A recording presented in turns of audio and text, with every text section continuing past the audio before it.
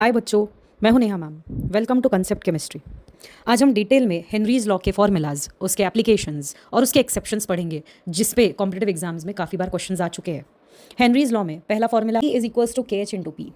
That means at constant temperature the amount of gas dissolve in the liquid is directly proportional to the partial pressure of gas above the liquid. तो कभी भी कोई भी amount of gas अगर पानी में dissolve कर लिया तो वहाँ पर जो भी गैस का pressure gaseous molecules on the top surface of liquid ये एग्जर्ट करते हैं उस लिक्विड सरफेस पे, उसी को बोला जाता है pressure of gas, that is vapour pressure. The C is concentration of dissolved gas and P is the partial pressure. Henry's constant दिया जाता है in moles per liter per atmosphere. It depends on the gas, the liquid and the temperature. Pressure of the gas is measured in terms of atmosphere or bar pressure and concentration होता है molar concentration, that is moles per liter. So Henry's law applies when the solution is dilute बच्चों and temperature must remain constant. अब आता है दूसरा formula, mass of gas directly proportional to the chi, that is mole fraction. You can also say that mass of gas thus is directly proportional to the pressure, that is partial pressure of gas. Mass of gas dissolved in the liquid is m. Mole fraction of the gas in the solution is chi, that is denoted like x, small x. And ये एक dimensionless quantity है क्योंकि ये ratio होता है moles का, and k is proportionality constant which depends on the gas, the liquid and the temperature. At constant temperature, mass of the gas dissolved in liquid is directly proportional to the mole fraction of the gas. So, m varies directly as chi. Mole fraction जितना ज़्यादा उतना ही mass of gas dissolved ज़्यादा. Next formula is based on pressure directly proportional to chi, that is mole fraction. Pressure होगा partial pressure of gas above the liquid which is given in terms of atmosphere or bar pressure. P is equals to KH into chi. Chi is the mole fraction of gas dissolved. Again mole fraction है, ये ratio होता है moles का, इसलिए एक dimensionless quantity है. And KH is Henry's law constant which depends on gas, the liquid and no doubt the temperature. At constant temperature, partial pressure of gas above liquid is directly proportional to mole fraction of gas dissolved in the liquid. जितना partial pressure ज़्यादा उतना ही ज़्यादा mole fraction होगा of the gas dissolved in the solution. Okay? तो हो गया second law. अब थर्ड जो अल्टरनेटिव प्रोपोर्शनलिटी फॉर्म है, that is chi is equal to P upon KH. The mole fraction of gas dissolve in the liquid is directly proportional to the partial pressure of gas above the liquid. जितना ज़्यादा pressure of gas above the liquid होगा उतना ही ज़्यादा से ज़्यादा gas liquid के अंदर डिजॉल्व होगा. So simple as that. Okay, so now moving ahead to the exceptions of Henry's law. Henry's law obey नहीं करते हैं, दे फेल टू ओबे. कौन? At high pressure. Why does Henry's law fail at high pressure? Association or dissociation of gas. It fails while the chemical reaction takes place between the gas and liquid, and also it fails when there is change in temperature. In short, Henry's law is valid only for dilute solutions and वो low to moderate pressure पे and constant temperature पे ही काम करेगा. ये बहुत important sentence है from the point of view of exam. तो deviation of Henry's law आपको ग्राफिकली रिप्रेजेंट करने की कोशिश हुई है. Solubility of gas versus the partial pressure of gas. Positive deviation is shown by the red line there, जिसमें concentration of dissolve gas is greater.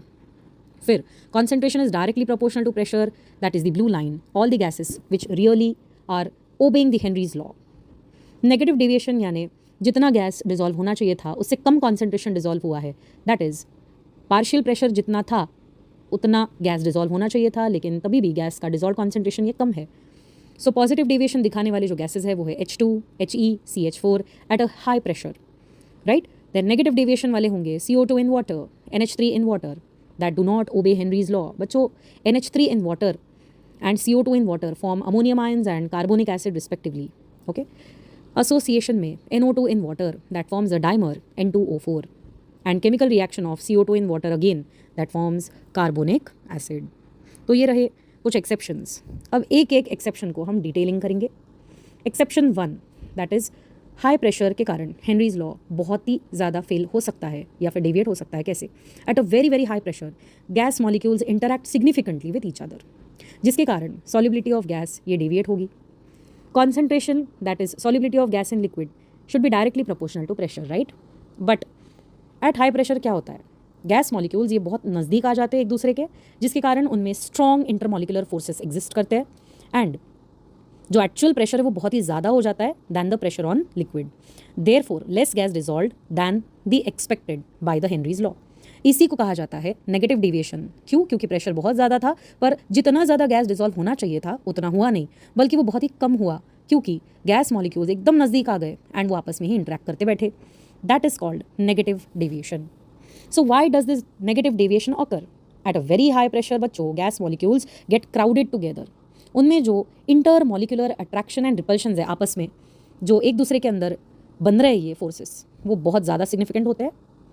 ये interactions उस gas की टेंडेंसी जो होती है escape करना into the liquid, ओके, ये कम कर देती है टेंडेंसी। क्यों? क्योंकि वो आपस में इंटरेक्ट करने लगता है, जिसके कारण escaping of gas is quite impossible.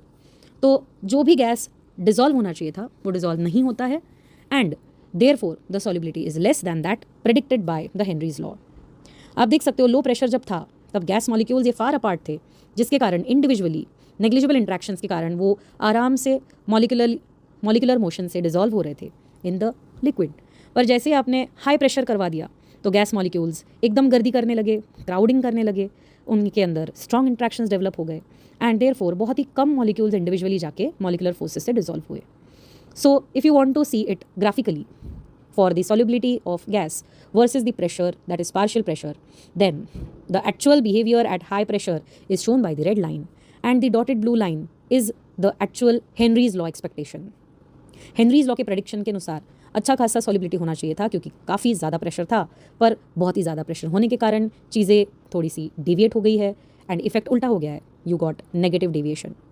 Example of such negative deviations are CO2 in water, oxygen in water, nitrogen in water, and most gases in most liquids at high pressure will behave same. So at high pressure, molecules come close to each other to behave ideally. Interactions बढ़ते हैं and solubility कम होती है. Okay? Second exception to Henry's law is association and dissociation of molecules leads to the deviation. अब Henry's law क्या state करता है? It is solubility of gas in liquid directly proportional to pressure but at constant temperature. So S is directly proportional to P. Now, अगर आप दो NO2 के molecules लेते हो, NO2 गैस होता है, it is a brown colour gas, and then in solution nitrogen dioxide molecules have a tendency to associate and form dimers, that is N2O4. तो brown gas जो था NO2 ये हो जाता है colourless, that is N2O4. then होता क्या है इसमें? तो at high pressure more NO2 molecules are present but they start associating with each other. जैसे मैंने पहले भी बताया, बहुत हाई प्रेशर करने के कारण इंटरमॉलिकुलर इंट्रैक्शंस, एट्रैक्टिव फोर्सेस बढ़ जाते हैं, जिसके कारण मॉलिक्यूल्स आपस में मिलने लगेंगे एंड क्राउडिंग करेंगे and they associate to form a dimer. The total number of gas molecules therefore in the solution decreases, क्योंकि अब मॉलिक्यूल्स एसोसिएट हो चुके हैं, पहले जितने थे उससे अभी कम है total. Hence solubility does not increase in direct proportion to the pressure. ऐसा डेविएशन क्यों होता है? The reason is gas molecule associate या dissociate in the solvent, the number of gas molecule change and solubility is no longer proportional to the pressure. जब gas molecules ही खुद change होने लगते हैं, कम ज़्यादा होने लगते हैं, तो उसका प्रेशर से कोई रिश्ता नहीं रहता है। जैसे कि आप देख सकते हो effect of solubility in terms of graphical representation, solubility is directly proportional to pressure.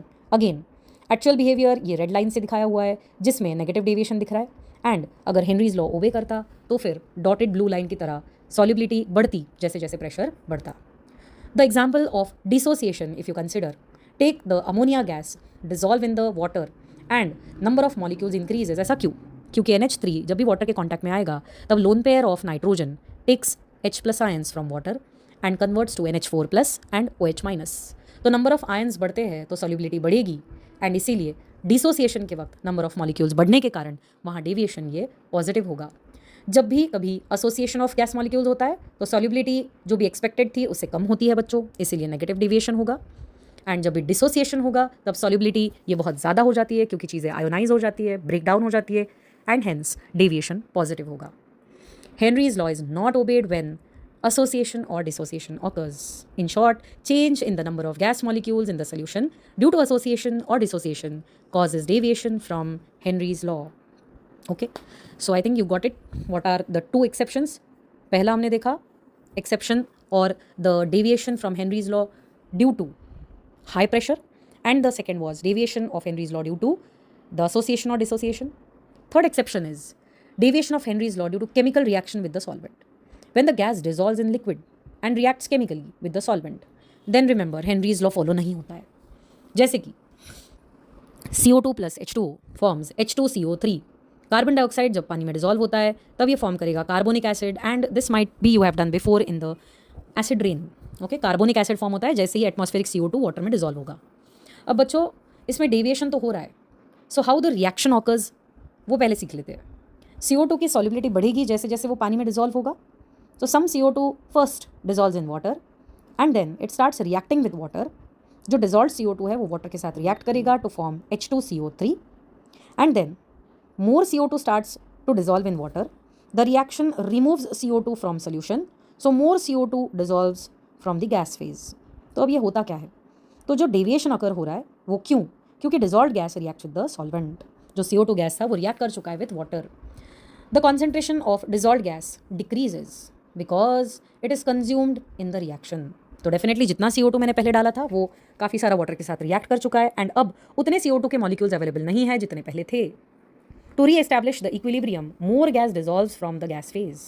Equilibrium maintain करने के लिए ज़्यादा से ज़्यादा गैस मॉलिक्यूल्स डिजॉल्व होने लगते हैं, and therefore solubility becomes more than the predicted, leading to बच्चों पॉजिटिव डेविएशन। आप देख सकते हो effect of solubility graphically represented है। Solubility with respect to partial pressure.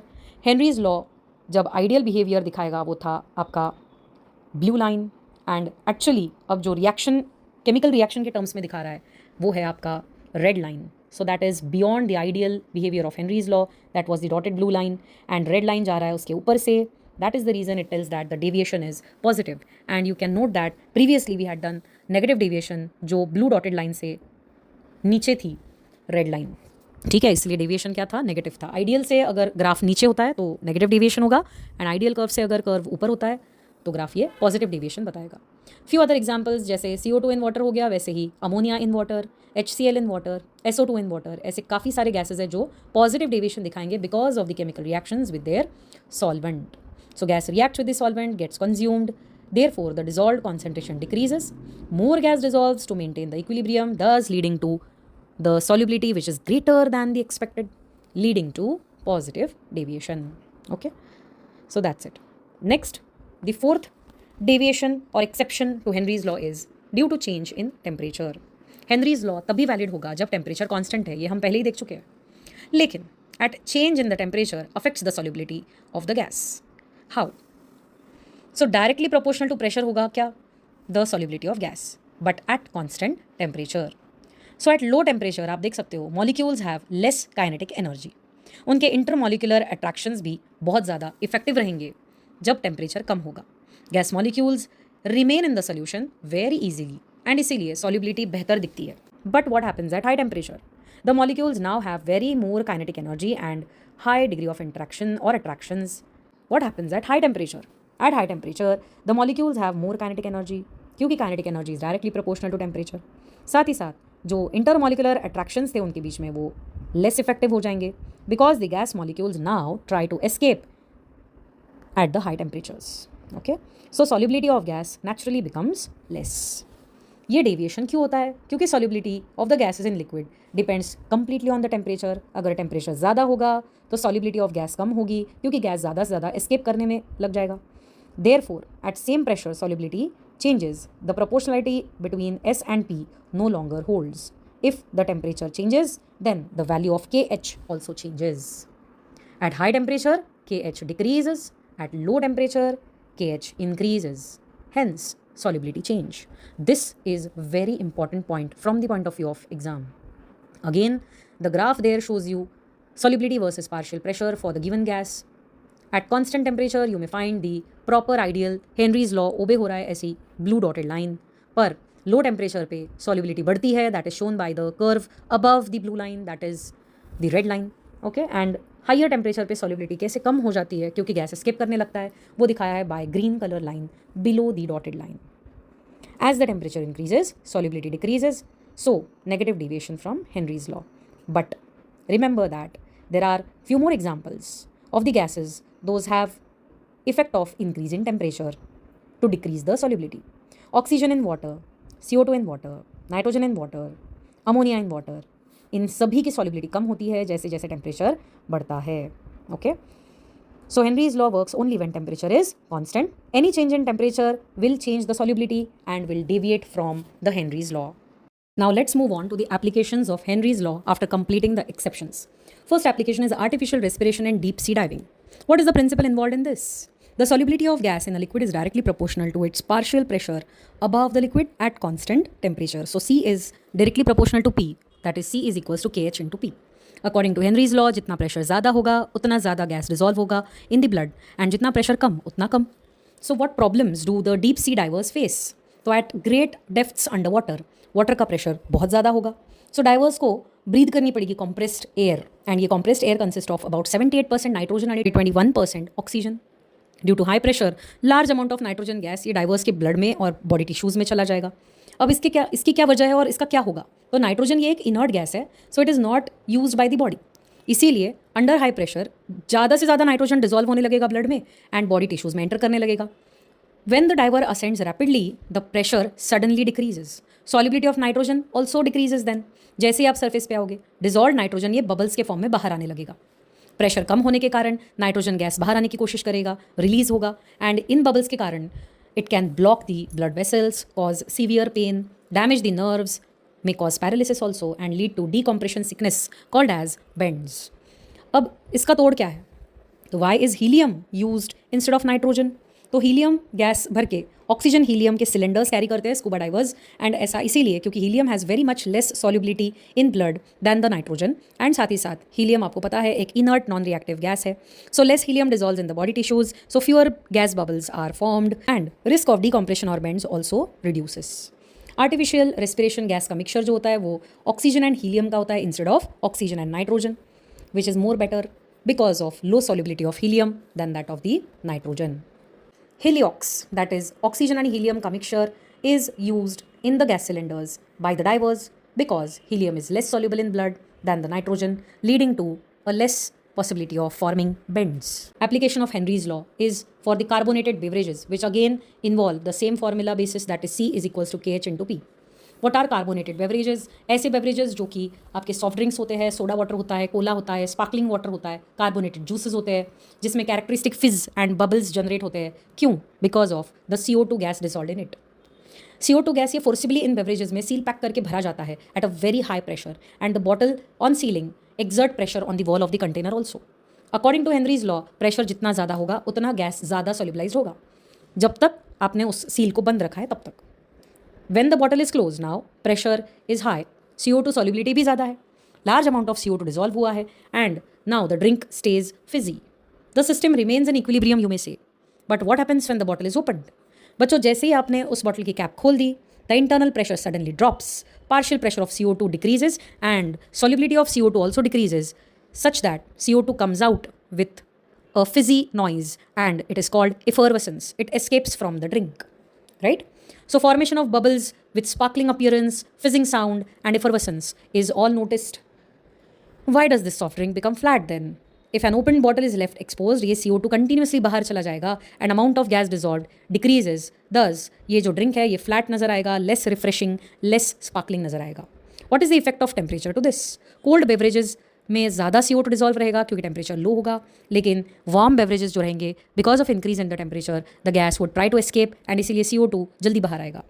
Okay पर सो बच्चों from exam point of view, carbonated beverages are prepared by dissolving CO2 in the drink under high pressure. When the bottle is opened, the pressure releases, CO2 की solubility decreases and the gas immediately escapes as bubbles, producing the characteristic fizz. This is the direct application of Henry's law. Now the application of Henry's law at high altitude. What are the effects? Henry's law is again at high altitude following the same formula, that is C is equals to KH into P. तो high altitudes पे क्या होगा? यहाँ पर as the altitude increases atmospheric pressure सबसे पहले drop होगा, air becomes thinner guys and therefore the partial pressure of oxygen also decreases, जिसके कारण क्या होगा? हाई एटमॉस्फेरिक प्रेशर पे क्या होता है? हमेशा ऑक्सीजन जो डिजॉल्व रहेगा ब्लड में उसकी मात्रा कम होने लगती है, जिसके कारण सांसें फूलने लगेगी, you get difficulty in breathing and the partial pressure of oxygen decreases, thus leading to decrease in concentration of oxygen in blood. How oxygen normally enters the blood? तो through the lungs it reaches the alveoli, it dissolves in the blood and gets transported to different body tissues. Amount of dissolve oxygen अगर कम होता है तो वहाँ पर definitely anoxia जैसी condition होगी, यानी कि ब्रीदिंग में डिफिकल्टी होना. At high altitudes less oxygen get dissolves and therefore anoxia, that is deficiency of oxygen, takes place. It is the condition in which body tissues do not receive sufficient oxygen for the normal functioning. Symptoms क्या होते हैं anoxia के? तो ये altitude sickness होता है जिसमें headache होगा, डिजीनेस, थकान महसूस होगी, फटीग, देन वीकनेस आएगा, नौशिया होगा एंड भूख भी नहीं लगेगी. That is loss of appetite. What are the moderate symptoms? Rapid heart beat, shortness of breath. Shortness of breath यानी कि difficulty in breathing. Okay, difficulty in concentration also, poor coordination and severe symptoms में confusion, loss of consciousness, fluid जमा होना lungs में, that is pulmonary oedema, cerebral oedema यानी कि brain swelling होना, and in extreme cases it may lead also to death. Acclimatization is where the body responds by increasing breathing rate, increasing heart rate, producing more RBCs, then producing or increasing the hemoglobin concentration, thus improving your oxygen transport. Okay, so from exam point of view at high altitudes, remember बच्चों, atmospheric pressure कम होगा, partial pressure of oxygen कम होगा, जिसके कारण less oxygen gets dissolved in the blood, leading to deficiency of oxygen to breathe, and this condition is called as anoxia. Okay, Henry's law is applied in the artificial respiration during scuba diving. What is scuba diving? What happens actually in it? So scuba divers, whenever are diving in the water, then the water exerts a very high pressure on their body. As the diver goes deeper underwater, pressure increases significantly. According to Henry's law, high pressure, more gas dissolves. If the diver breathes normal air, then nitrogen dissolved in blood and tissues, large amount of nitrogen accumulates in the body. All the dissolved gases in the water enter the blood due to high pressure, and this becomes a dangerous situation during ascent. As soon as the diver ascends, that is come on the surface, then the pressure suddenly decreases, and as the water pressure decreases, the solubility of gas also decreases. The dissolved gases begin to leave the body. If too much of nitrogen is present, it comes out rapidly in the form of bubbles. The bends or decompression sickness thus occurs. Nitrogen bubbles can form inside blood vessels, muscles, joints, nerves, and these bubbles may cause severe joint pain, dizziness, in fact paralysis, breathing problems, and in severe condition can lead to death. The bends or DCS, that is decompression sickness, is a very painful condition. So using Heliox, that is He plus O2, instead of breathing nitrogen containing air, the divers breathe helium plus oxygen mixture. Oxygen supports respiration and helium replaces nitrogen. This is very essential and useful because helium is less soluble in water than that of the nitrogen. So when the divers rise, very little helium comes out of the solution. The bubble formation is greatly reduced. Risk of decompression sickness thus becomes low, and when the divers come to the surface, they are safe. Benefits of Heliox are less gas absorption in the tissues, fewer bubble formation during ascent, low risk of bends, safe deep diving, longer bottom time, and better diver safety. So according to Henry's law, gases become more soluble at high pressure. Nitrogen dissolves significantly in the diver's body at the depth and can become dangerous because the bubbles start during the ascent. Helium dissolves much less than nitrogen, therefore divers use Heliox, that is He plus O2 का mixture, to reduce the bubble formation and prevent bends. Henry's law है industrial gas absorption में, उसका भी principal जो involve है वो similar basis पे है, that is C directly proportional to P और C is equals to KH into P, यानी कि जितना ज़्यादा प्रेशर उतना ज़्यादा गैस रिजॉल्व होगा, जितना कम प्रेशर उतना ही गैस रिलीज होगा. So what is gas absorption? It is the process in which gas is dissolved into a liquid. It is often used in industries to remove harmful gases, to recover valuable gases, to purify the gas streams, and also to produce different chemical products. And to achieve this, gases are passed through the liquids where they dissolve according to the Henry's law. Absorption towers क्या होते हैं बच्चों? तो industry में जो बड़े बड़े towers यानी कि एब्जॉर्बर कॉलम्स आपको दिखेंगे, ये टॉल वेसल्स होते हैं and those are use for gas liquid contact. इनका वर्किंग क्या होता है? तो gas mixture enters from the bottom, absorbing liquid enters from the top. इस वक्त गैस नीचे से ऊपर जाने वाला है एंड लिक्विड ऊपर से नीचे आने वाला है, तो इनका काउंटर करंट फ्लो है, यानी कि दोनों आपस में ऑपोजिट डायरेक्शंस में है. The target gas dissolves into the liquid, then purified gas leaves from the top, और जो लिक्विड कंटेनिंग डिजॉल्व गैस है यानी कि जो गैस वेस्ट है वो नीचे से कलेक्ट हो जाता है from the bottom opening. Because Henry's law governs the gas solubility, engineers ने डिज़ाइन किए हैं ये टॉवर्स ताकि मैक्सिमम एब्जॉर्प्शन से मैक्सिमम गैस रिकवर हो और प्यूरिफाई हो. जो स्क्रबर होता है इसमें यूज़ होता है equipment which is removing the undesirable gases from the industrial exhaust streams. ये scrubbers are widely used also in the power plants, other chemical industries, refineries में भी यूज़ होते हैं, फर्टिलाइजर प्लांट्स के जो भी पावर प्लांट्स है उसमें भी यूज़ होते हैं.